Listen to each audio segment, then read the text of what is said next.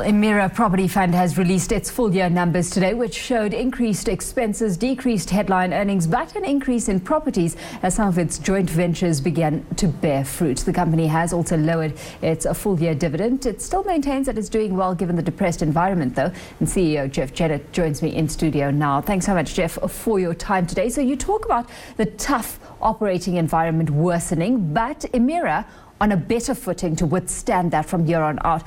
What impact has the tough economy had, and how have you now maneuvered? Yeah. Thanks, Alicia. The market is certainly much more tougher than it has been.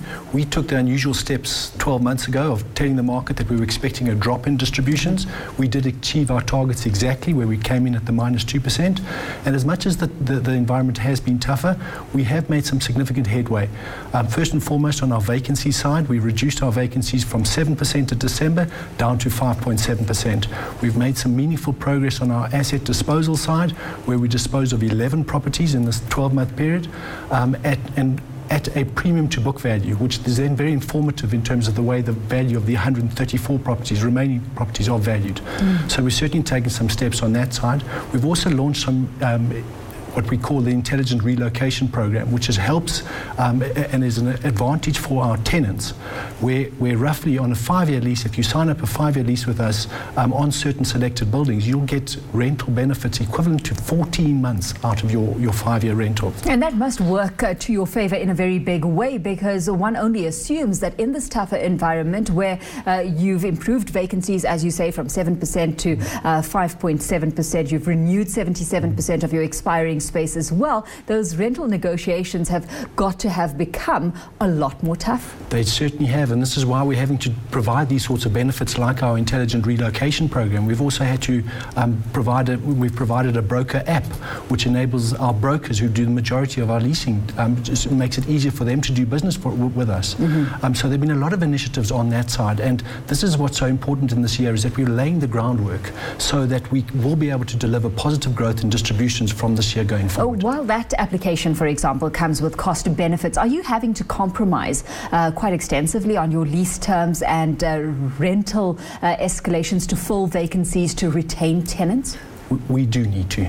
Our tenant retention ratio is still sitting at a high 77%, but we've been forced to provide these incentives, like our tenant intelligent relocation. We're needing to do this. The tenant has got more power, and in this environment, there's certainly some very attractive options for tenants. Okay, you've also touched on letting go of your non-core assets or rebalancing of your portfolio, but you've got office, retail, and industrial exposure. Office exposure down a bit, sitting now at 41%. Retail up a bit at 44%. Are you happy with the kind of exposure you're sitting with right now in the current South African environment, given the fact that your exposure is primarily domestic?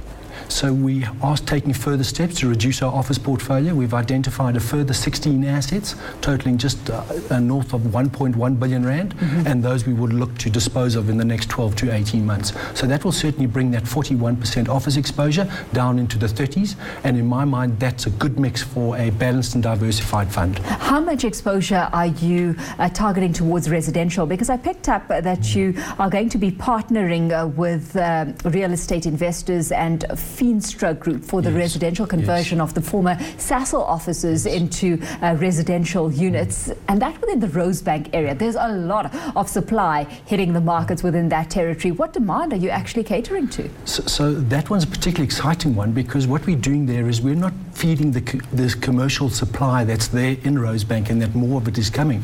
We're actually addressing this differently by taking out some office out of that market and converting that to residential. Now that development, which is focused on LSM 7 to 8, will be a 280 bed unit development, and it will then be provide accommodation for those office workers that are there. So it's very important to recognize where the growth is in the market, and we don't want to be competing on the commercial office space, rather supply the residential side. And our joint venture with the Feenstra Group is a good one. It's Emira's method of testing the water. Yeah. Are you not bordering oversupply given all that activity activity that is starting to prop up on the residential space in that territory? Because, of course, that will impact rentals down the line.